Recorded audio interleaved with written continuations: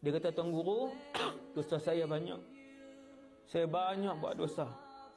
Saya dah buat sekian-sekian, saya bunuh 100 orang. Bolehkah Allah terima taubat saya?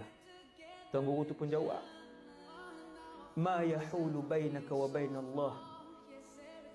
Apa benda yang boleh menghalang kamu dan juga taubat kepada Allah Subhanahu wa taala? Tak ada. Seandainya anak Adam bawa menghadap Allah dosa yang memenuhi bumi dan 7 petala langit, nescaya Allah SWT juga akan bawa kepadanya pengampunan sepenuh bumi dan 7 petala langit. Sepenuh bumi, tak, bukan bunuh 100 orang, sepenuh bumi. Dosa apa? Dosa apa yang dia buat? Bunuh ratusan ribu orang sebagainya. Maka lelaki alim yang soleh ni jawab, ma yahulu bainaka wa bainat taubati ila Allah.